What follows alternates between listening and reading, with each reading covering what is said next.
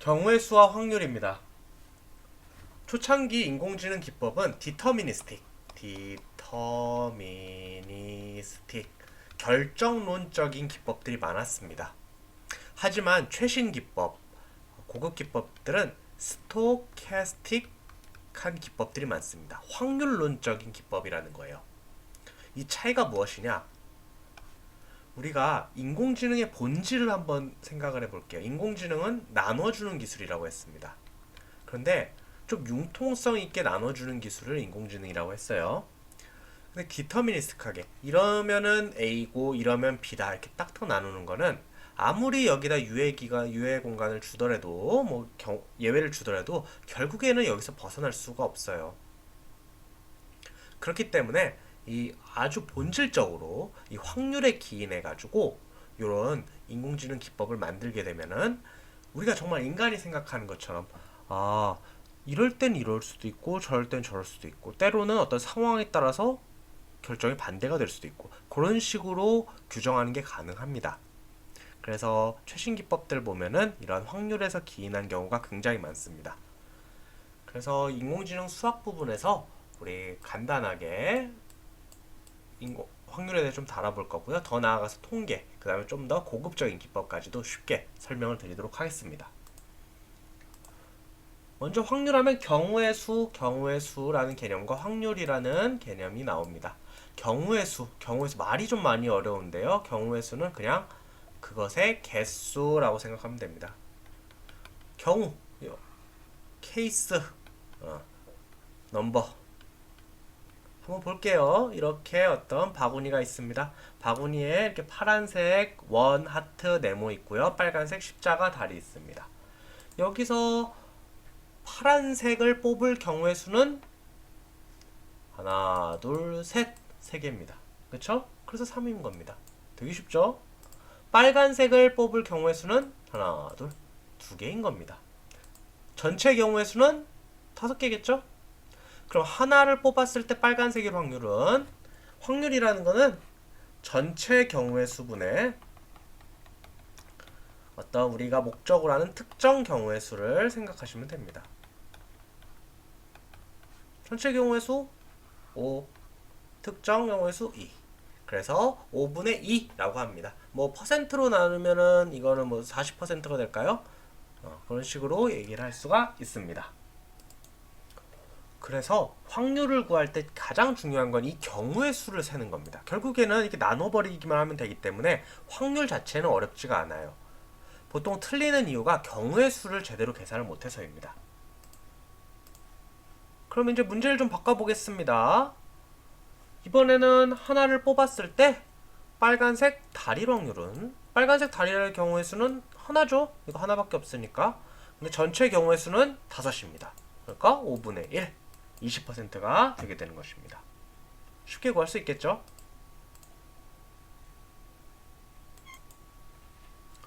이번에는 조금 전체 경우의 수가 바뀔 수도 있습니다.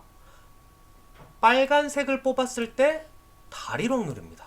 빨간색의 경우의 수는 2개죠. 그러니까 이게 전체의 경우의 수가 되는 겁니다. 아까는 다 뽑았을 때인데 이번에는 빨간색을 뽑았을 때라고 가정을 하는 겁니다.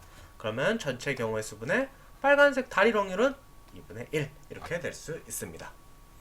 요거를 좀 다른 식으로 구할 수도 있어요. 아까 빨간색을 뽑았을 때니까 전체분의 빨간색을 뽑았을 때, 그 다음에 빨간색 다리를 뽑았을 때 이렇게 해도 요거는 2분의 1로 서로 값이 같아집니다.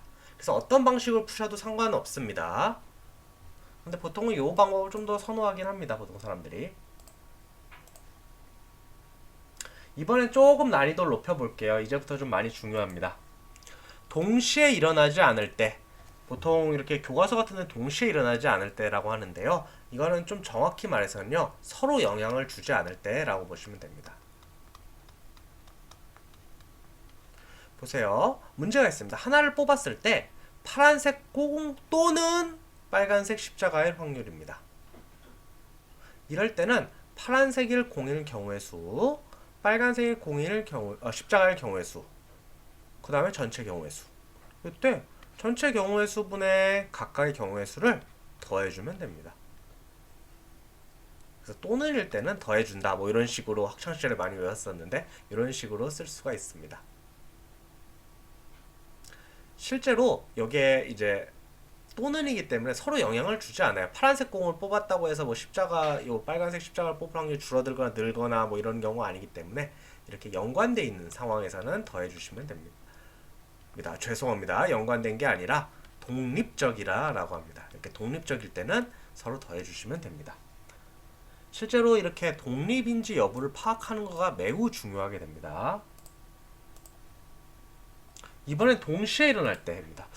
이것도 표현이 이상해요. 그러니까 서로 영향을 줄 때, 연관돼 있을 때, 혹은 독립이 아닐 때라고 생각하시면 더 좋을 것 같습니다. 처음 뽑았을 때 파란색 공이었습니다. 그리고 두 번째 뽑았을 때는 빨간색 십자가일 확률입니다. 이건 서로 영향을 줘요. 처음 뽑았을 때 예를 들어 파란색 하트가 나왔으면 말짱 도루묵이잖아요. 이거 뒤에 거가 상관이 없고 막 뒤에 거에 이런 게 영향을 받으니까요. 또 처음 뽑은 게 그냥 빨간색 십자가였어요. 그럼 애당초 이 질문 자체가 성립을 할 수가 없기 때문에 서로 영향을 주게 됩니다. 이런 경우에서는 좀 풀이가 달라지는데요. 파란색일 공일 경우의 수 1, 빨간색 십자가일 경우의 수 1 마찬가지입니다. 하지만 전체 경우의 수가 변하게 됩니다. 전체의 경우의 수는 아까 5였던 거와는 다르게 25가 됩니다. 왜요? 파란색 공을 먼저 뽑았을 때는 경우의 수가 5이 되겠죠? 그 다음에 다시 뽑습니다. 그 다음에 뽑았을 때는 다시 5를 곱해줘야 됩니다. 그래서 25가 됩니다. 왜 이렇게 되는지 한번 생각을 해볼게요. 처음에 뽑았을 수 있는 게 이거 이렇게 5개가 됩니다. 근데 그 다음에 뽑았을 때 이걸 뽑았을 때 이거일 수 있고, 이걸 뽑았을 때 이거일 수 있고, 이거 이렇게 5가지가 나오기 때문입니다. 한 경우당 5가지가 나올 수 있기 때문에 총 가만히 이렇게 해보시면은 25가지가 나옵니다. 이거 한번 계산해 보세요. 동그라미, 파란색 동그라미, 하트 동그라미 이런 식으로 경우의 수가 총 25가지가 나오게 됩니다.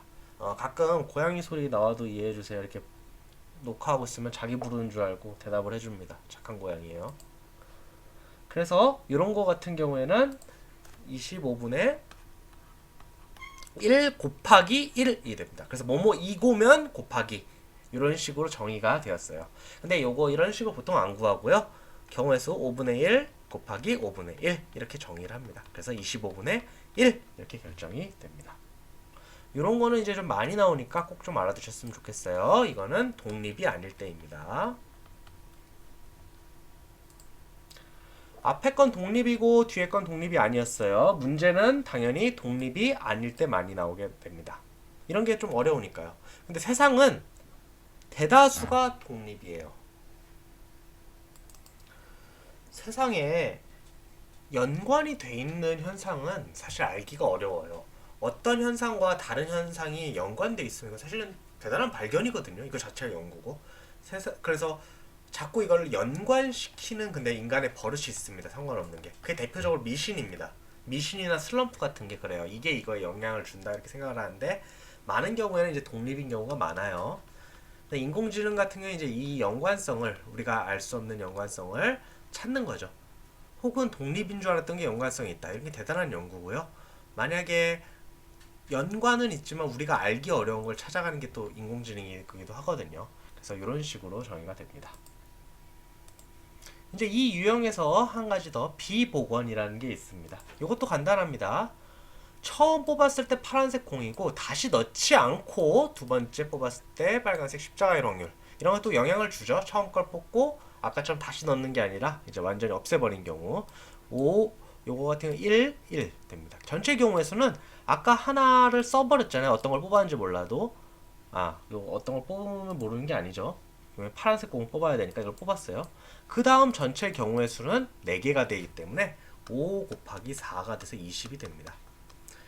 그래서 보통 20분의 1 곱하기 1 이렇게 하는데 사실 이것도 이렇게 구하지 않아요. 첫 번째 확률 5분의 1 곱하기 4분의 1 이런 식으로 해서 20분의 1 이렇게 뽑게 됩니다.